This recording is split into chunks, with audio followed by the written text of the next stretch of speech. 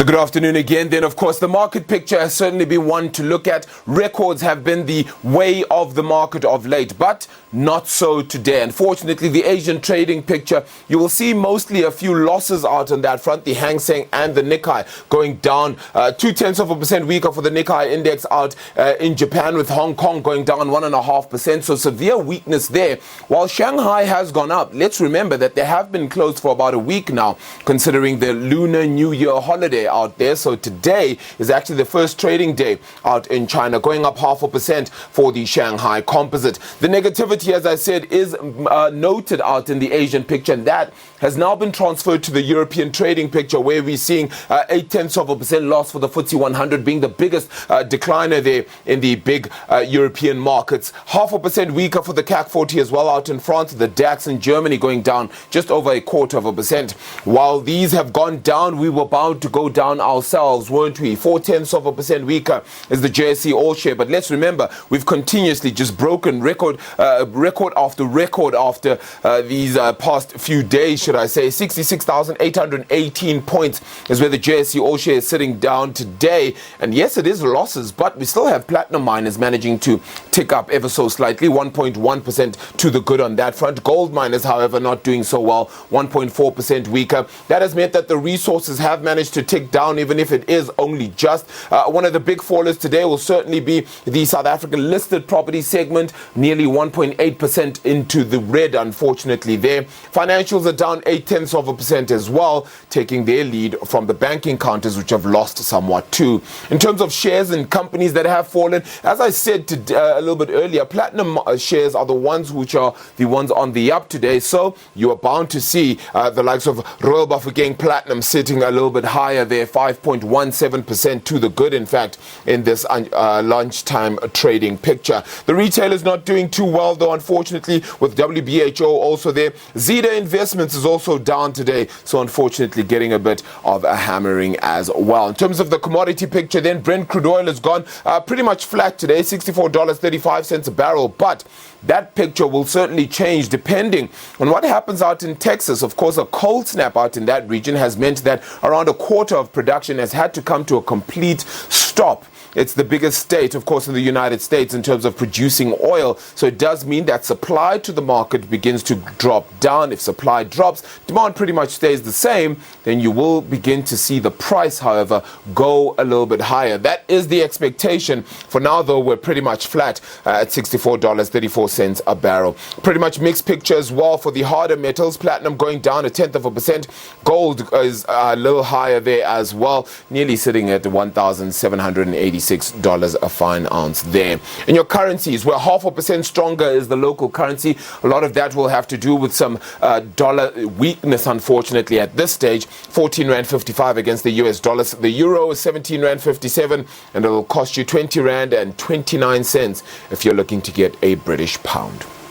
All right, let's have a chat then to Owen Nkomo from Nkunzi Wealth, who joins us now to unpack this market picture. Let's start off where I almost ended off there, Owen, if you will. Good afternoon to you. The oil price continues its rise. $70 a barrel, is that the next mark we're looking towards? Arabile, good afternoon, Paratwayo. I certainly think that $70 a barrel is where the price of oil is heading, given this recent, momentum on the commodity. I think it's certainly not out of the question that we could see oil trading at $70. And unfortunately, with every psychological technical level that it breaches, we are now counting in tens of dollars, and that is a big problem. And I think if it goes to 70, potentially a little bit of a pullback, but maybe if the buying continues, if the supply concern stories continue, if these weather issues continue as well, we might see the price of oil going above 80 at some point in the year, which will not bode well for us in the lower interest rate environment cycle way.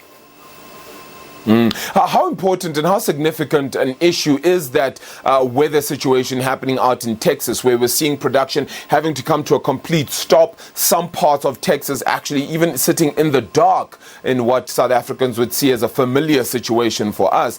So that certainly must hurt the market quite a lot. Is that bound to change the price significantly? Oh yes, that's what's happening. That's one of the drivers of the price of oil at the moment.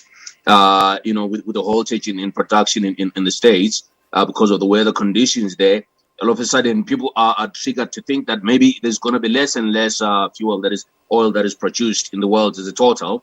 And we could see the guys in the Middle East taking advantage of it and popping up prices just to make sure that it continues to get supported. So I do think it's extremely important, and one does hope that it doesn't take forever to get back to productivity. And at the same time, we need to be thinking about the fact that we've said recently that there seems to be a surplus of oil out there. But I guess the conversation is now around saying if the world is getting back to normal with the vaccines, and if there's a shortage of oil out in America from a productivity perspective, then the oil price can only head one way, because we'll start to see a bigger demand for the product relative to the supply, at least in the short term. You speak of markets going in one way. That certainly has been the global sphere and the global trading picture of late. Just records tumbling everywhere. Yesterday we're seeing a little bit of profit taking, but I mean, this year has actually been very good on the equity front, hasn't it? Yeah, it's been. I mean, the markets are coming off relatively, particularly in emerging markets, they've been coming off relatively low bases. And I think people are taking on the risk-on approach. We're talking to big asset managers who are now, some of them are back at equal weight for South Africa, and some of them are overweight South Africa, which shows that our stocks have been aggressively sold off over the past few years. And now people are looking back at the numbers and extrapolating that post the COVID environment, maybe when productivity comes back to full swing, the numbers are going to tell a different story. So the guys are loading up on the South African story, particularly because we're starting to look at valuations overseas with particular focus on America. And we think that things are a little bit too steamy there, Arabile, driven once again by the IT and telco stocks in the US. Yeah, so some would probably bow out of the technology stocks and look for more cyclical stocks, if you want to call it that, at a time like this. But how much impact would the stimulus plan that Joe Biden has set in place, 1.9 trillion US dollars, how much impact would that have on the market in terms of more liquidity, all of those aspects? Would that actually be visible in this market right now? Yeah, look, it is. It is definitely one of the reasons why the American markets have sustained these decent levels. America is printing money. They've been printing money and calling it other things, but it just says that the government is willing to do anything to support the economy. They will continue to support the economy with stimulus packages. As long as there's no conversation around we're getting to an end of stimulus packages coming from the new American government and the Fed there, I think that the markets will continue on a one-way trend. But the sad thing, or rather the risky thing, is that when this all comes to an end someday down the line, Arabile, no alarm bells are going to be rung. It's going to be scary to see what happens down the line when inflation starts to come back, and maybe when the US decides to pull back on supporting the economy through quantitative easing and stimulus packages and things like that. Yeah, and they do say what goes up must come down, right? So it is going to be a hard drop-off when that does finally happen. Just very quickly, though, on the local equity front as well, the likes of Massmart have played a crucial role in South Africa's sort of mass market or cash and carry market as well. I mean, they currently own Jumbo, Cash and Carry, Trident and Shield. Their retail division owns the likes of Cambridge Food. And now they're getting into a deal with Devland Cash and Carry as well, adding another stable in order to save jobs. How good a move is this for Massmart? Look, I mean, Massmart is unfortunately, in my view, over the past decade or so, is one of the worst transactions. The purchase of Massmart there by the American private equity company Bain is one of the worst transactions that happened. The stock has failed to recover, has failed to deliver as aggressively as we thought we would when the transaction happened.